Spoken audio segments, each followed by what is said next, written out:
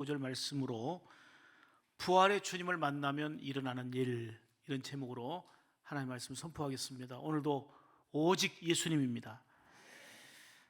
지금 우리 영상으로도 많이 참여하고 있는데 이 영상이 송출되는 시간에 영상이 끊겼습니다.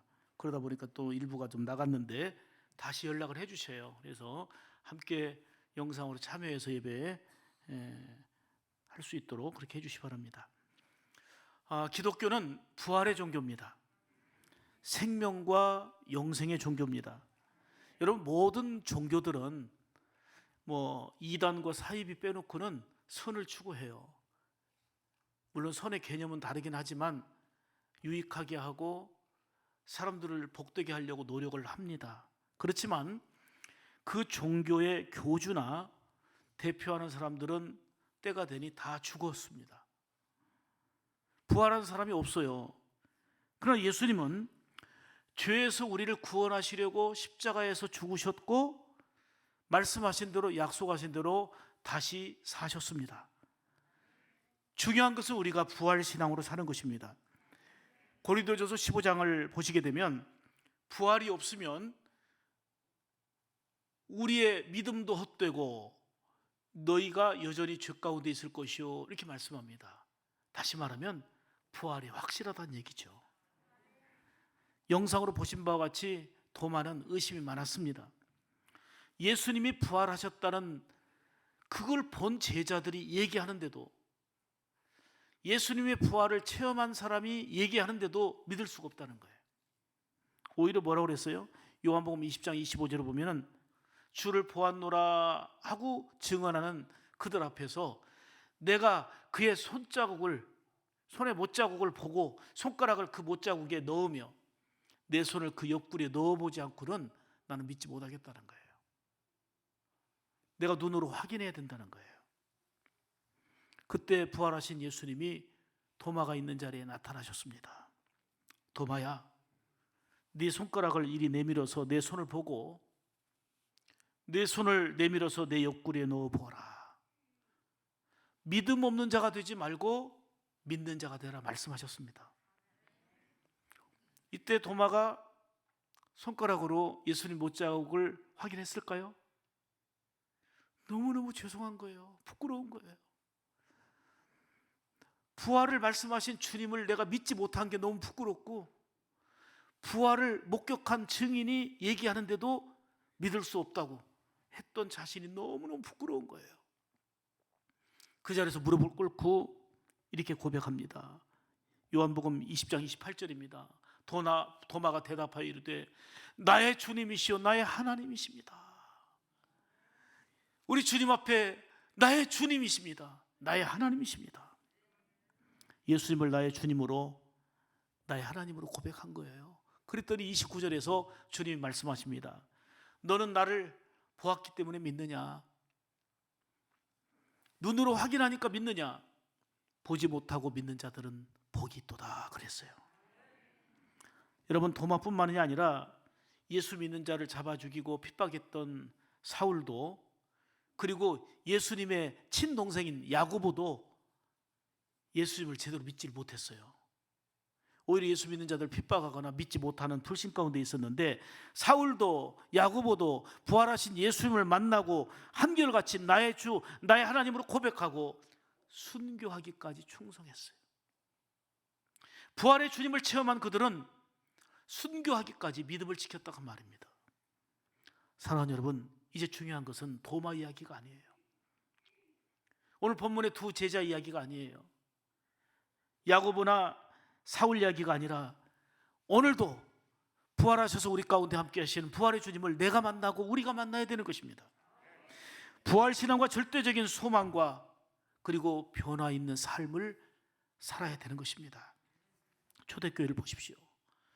힘들고 어렵고 열악한 환경 속에서도 부활의 주님을 만나고서는요, 기쁨이 있었고 활력이 있었고, 복음 전하면 핍박과 어려움이 있는데도 불구하고 담대하게 예수님의 복음을 전하는 삶이 되었습니다. 이제 중요한 것은 우리가 우리의 삶의 현장에서 부활신앙으로 살아가는 것입니다. 여러분, 가장 행복한 사람이 어떤 사람일까요? 부활에 소망이 있는 사람입니다. 만일 내일에 소망이 없고 천국에 소망이 없다면 얼마나 안타깝고 불행한 일이겠습니까? 오늘 본문은 예수님이 십자가에서 죽으심으로 실망과 좌절 속에서 이제는 고향으로 엠마오로 내려가던 두 제자가 부활하신 주님 만나고 다시금 기쁨과 희망을 얻고 용기를 얻고 사명을 감당하기 위하여 올라오는 그런 내용의 말씀입니다. 세상에서 가장 안타깝고 불쌍한 사람은 희망이 없는 사람입니다. 오늘 새벽에도 말씀드렸습니다마는 2차 대전 때에 이제 일본군의 포로로 미국 군인이 2만 명이나 잡혀 있었습니다. 그런데 2만 명의 포로 중에 8천 명이 죽은 거예요. 그래서 종전이 된 이후에 미국 국방성에서 이 사망 원인을 이제 조사했습니다. 모진 고문으로 죽었는지, 굶겨서 죽었는지, 여러 가지 어떤 핍박 때문에 죽었는지, 어떤 이유 때문에 죽었는지 봤는데 그 8천 명이 죽은 이유는 희망을 잃어버렸기 때문이었어요. 아, 우리는 이게 끝이구나. 우리가 더 이상 자유로운 세상을 볼 수 없구나라고 하는 희망을 잃어버리고서 죽었던 것입니다.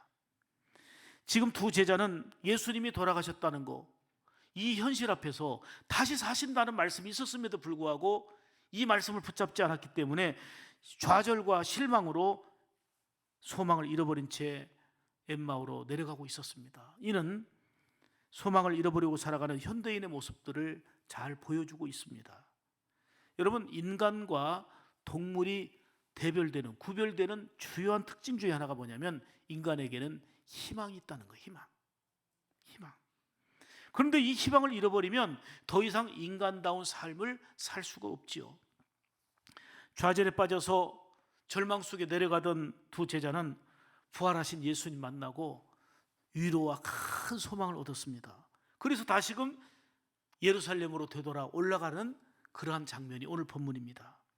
사랑하는 여러분, 부활의 주님을 나도 만나야 됩니다. 그럼 절대적인 희망을 얻게 되고 삶의 회복과 활력을 얻게 될 줄로 믿습니다.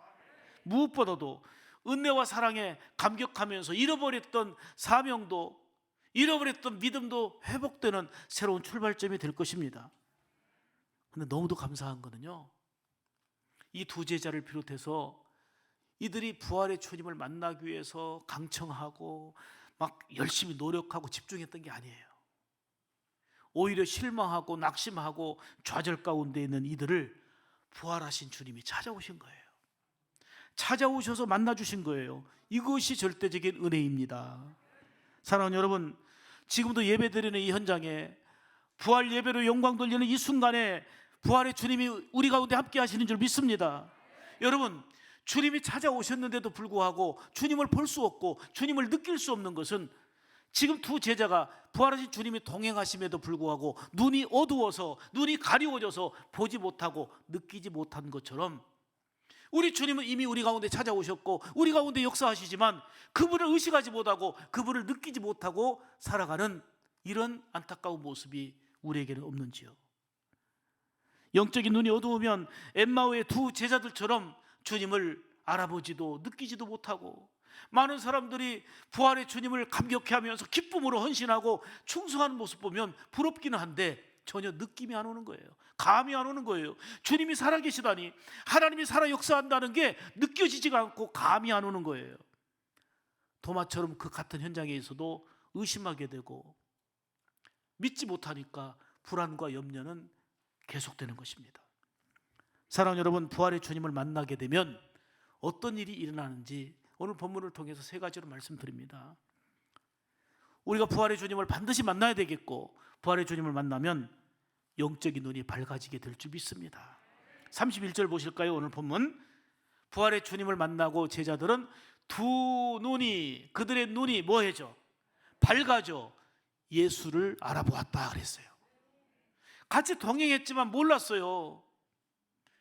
그 눈이 밝아져서 예수를 알아보게 된 줄 믿습니다. 부활의 주님을 만나면 눈이 밝아져요. 눈이 열리는 거예요. 엠마오로 내려가던 두 사람은 눈이 가려워져 있었기 때문에 동행하시던 주님을 알아보지 못했습니다. 그런데 주님께서 말씀을 풀어주실 때에 눈이 열렸어요. 여기서 열렸다는 말은 이렇게 단어를 써요. 보니까 디아노이고라는 단어를 쓰는데 이 말은 열렸다, 열린다, 오픈이라는 이런 뜻입니다. 밝아졌다는 것입니다.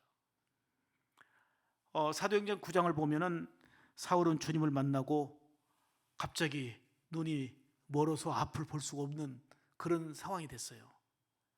이때 아나니아를 통해서 안수하게 하시고, 안수할 때 비늘 같은 것이 벗겨지며 눈이 다시 열렸습니다. 사도행전 9장 18절을 보실까요? 사울의 눈에서 비늘 같은 것이 벗겨져 다시 보게 된지라. 여러분, 이미 우리 주님은 우리 가운데 와 계십니다. 우리 가운데 부활하신 주님이 와서 역사하십니다. 그러나 우리가 신앙생활하면서도 주님을 전혀 느끼지 못하고 의식하지 못하고 그냥 형상으로만 보여야 보이는 것처럼 이렇게 살아가는 것은 영적인 눈이 어두워지기 까닭이라고 말씀합니다. 육신의 정욕과 이생의 자랑이라는 비늘에 쌓여 있어서 눈에 보이는 현실만을 전부로 여기며 살기 때문에 주님이 우리 가운데 함께 하시지만 볼 수가 없는 것입니다. 지금도 우리 가운데 동행하시는 부활의 주님을 만나려면 내 눈을 가리고 있는 세상의 탐심과 욕심과 죄악된 그 비늘들이 벗겨져야 될 줄 믿습니다. 그것은 주님과 영적으로 깊은 교제가 있어야 되는 것입니다. 두 제자가 주님과 함께 음식을 먹을 때에 육신의 비늘이 벗겨지고 밝아졌습니다. 여러분, 지금 이 공간에는 전파가 있어요. 전파가 있어서 그래서 핸드폰도 되고, 그리고 텔레비전도 되고, 그리고 라디오도 들을 수가 있습니다. 이 전파가 있어요. 이 공간 안에. 이 전파가 눈에 보입니까? 안 보이지만 라디오를 듣게 하고 텔레비를 보게 하고 이런 기계들을 작동하게 하는 거예요. 그런데 이게 채널이 맞아야 돼요. 채널이 맞으면 딱 내가 원하는 걸 볼 수가 있어요. 근데 채널이 맞지 않으면 찌찌찌찌거리고 보지도 않고 들려지지도 않고 그냥 소리만 시끄럽습니다. 똑같은 원리예요. 부활하신 주님은 이 시간 우리 가운데 임재해 계십니다. 그런데 영적인 채널이 안 맞으면 찌찌찌찌거리는 소리만 들리지 시끄럽지, 말씀도 이해도 안 되지, 신앙생활하면서 감격 어린 충성과 헌신과 영광 돌리는 삶을 보면 이해가 잘 안 되는 거예요. 여러분, 영적인 그 전파, 이 채널이 맞을 때에 주님이 살아계셔서 나를 만지시고 역사하시고 이끄시고 인도하시는 그 감격으로 사는 거예요. 신앙은 생명인 것입니다. 사랑하는 여러분, 이처럼 우리 가운데 찾아오신 부활의 주님을 만나려면 늘 영적으로 깨어 있어야 됩니다. 내 눈을 가리고 우리를 어둡게 만드는 그 비늘 같은 것들이 하나씩 하나씩 제거되어져서 부활의 주님을 만나서 희망과 기쁨으로 가득한 삶이 되어질 수 있기를 축복합니다. 두 번째로, 부활의 주님을 만나면 말씀 들을 때 마음이 뜨거워집니다. 말씀이 열리는 거예요. 32절 보실까요? 32절, 그들이 서로 말하되 길에서 우리에게 말씀하시고 우리에게 성경을 풀어주실 때에 우리 속에서 마음이 어떻게 됐다고요? 아멘. 하나님의 말씀을 풀어주실 때에 말씀의 눈이 열리는 거예요. 마음이 뜨거워지는 거예요. 하나님의 말씀이 제대로 들려지면 마음이 뜨거워지는 것입니다.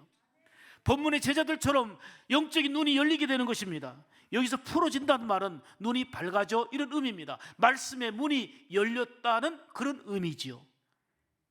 여러분, 하나님의 말씀은 살아있고 운동력이 있습니다. 활력이 있습니다. 우리의 심령을 찔러 쪼개는 능력이 바로 하나님의 말씀입니다. 말씀 앞에서는 모든 것이 다 드러나게 됩니다. 말씀은 무엇보다도 우리의 삶을 변화시키는 능력이요, 불입니다.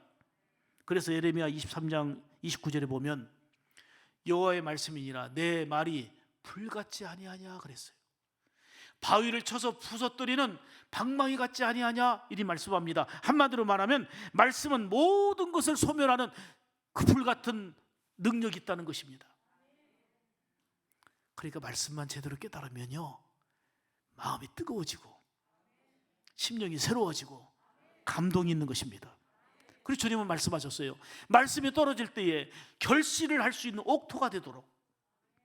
길가밭이 되고 돌짝밭이 되면 아무리 말씀이 떨어져도 새들이 쪼먹고 악한 사탄의 방해를 통해서 열매 맺을 수 없으나, 우리의 심령의 옥토가 되면 하나님의 말씀이 떨어질 때 뜨거워지고 30배, 60배, 100배의 결실이 있게 되는 것입니다. 그러므로 우리는 늘 주님의 말씀을 사모해야 됩니다.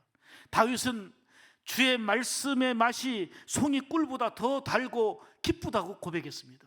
하나님의 말씀이 얼마나 단지 꿀보다 더 달다는 거예요. 이런 이 다윗의 고백이 오늘 저와 여러분의 체험적인 고백이 되기를 축복합니다.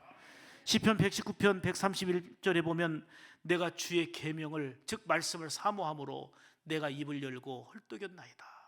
얼마나 주의 말씀을 사모했는지. 다윗처럼 하나님의 말씀을 열망하며 사모할 때에 마음이 뜨거워지고 말씀의 눈이 열리게 될 줄 믿습니다. 늘 말씀을 집중하여 아멘으로 받으시기를 축복합니다.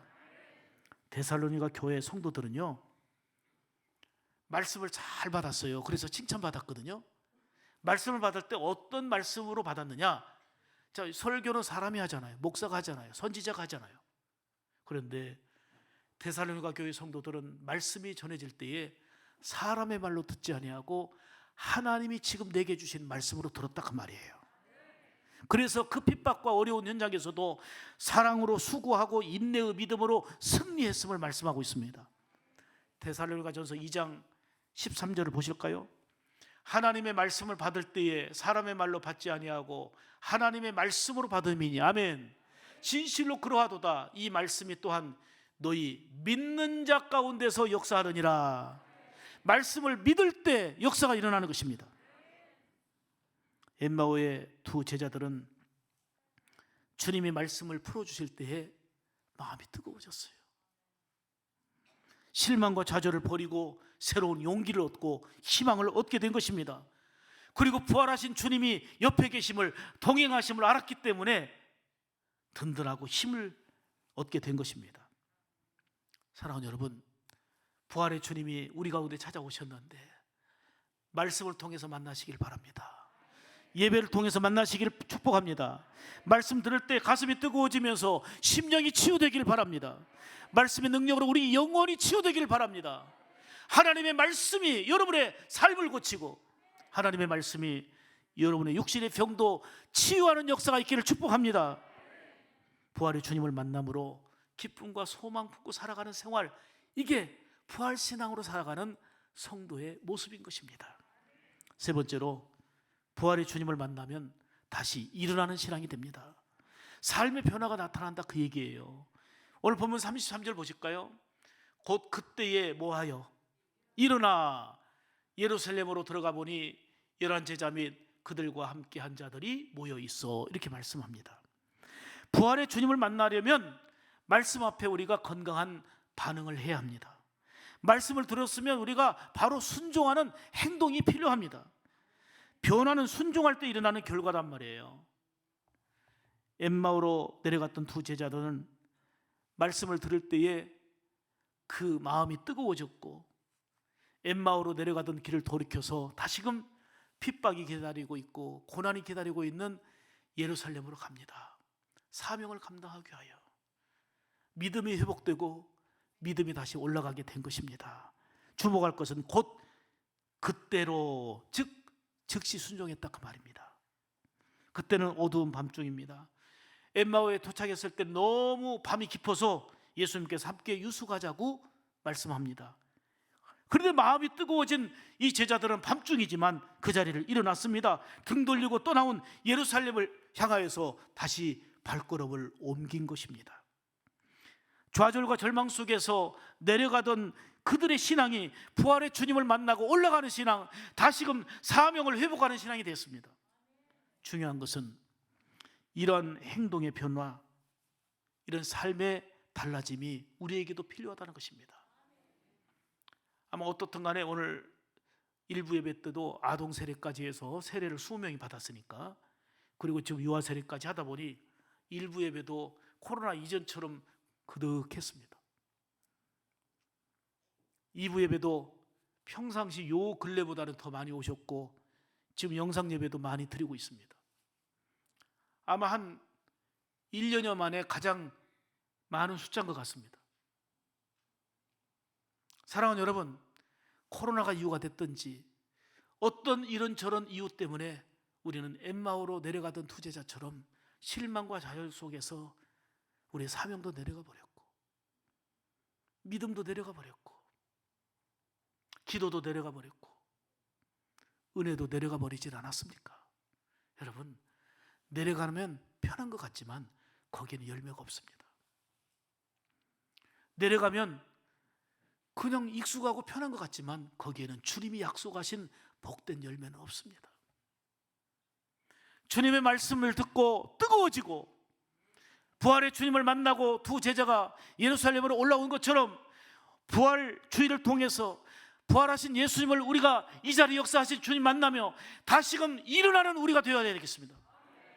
기도의 자리로 일어나야 되겠고 사명의 자리로 일어나야 되겠고 예루살렘으로 올라가면 거기에는 핍박과 어려운 상황이 기다리고 있지만 용기를 내어서 그 사명의 십자가 지기 위하여 올라가는 그런 신앙이 오늘 우리에게 있어야 되겠다 그 말입니다.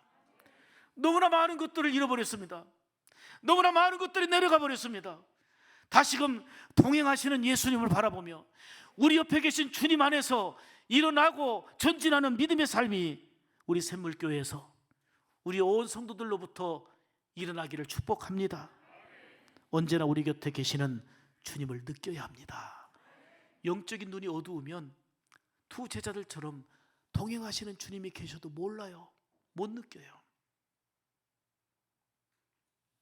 늘 말씀을 듣지만 마음에 감동도 없고 뜨거움도 없고 순종하지 않으니 신앙의 감격이나 기쁨이나 능력을 기대할 수가 없는 것입니다. 이제 우리는 부활의 주님을 만나고 일어나서 올라가는 신앙이 되어야 됩니다. 어떤 신비적인 체험, 신비주의로 나가자는 게 아닙니다. 정말 극히 인격적으로 부활하신 주님이 우리 가운데 감동하시고 살아 역사하시는 것을 보고 느낄 수 있기를 축복합니다. 올라가는 길이 곧 승리의 길입니다. 다시 말씀드립니다. 이런저런 이유와 핑계로 그동안 엠마오로 내려가던 두 제자의 모습은 아닙니까? 이 시간 다시금 부활의 주님을 만나고 심령이 말씀을 통해서 뜨거워지고 소망을 품고 예루살렘으로 올라갔던 두 제자와 같이 이제부터는 올라가는 신앙 되십시다. 주님 만나고 영적인 눈이 밝아지기를 축복합니다. 말씀을 들을 때 심령이 뜨거워지고 변화의 역사, 치유의 역사가 있는 하나님의 말씀의 능력을 경험하는 그런 은혜가 있기를 축복합니다. 주님을 만남으로 엠마오로 내려가던 삶이 예루살렘으로 다시 올라가는 두 제자가 아니라 저와 여러분의 발걸음이기를 다시 한번 주의 이름으로 축복합니다. 기도합니다. 하나님 아버지,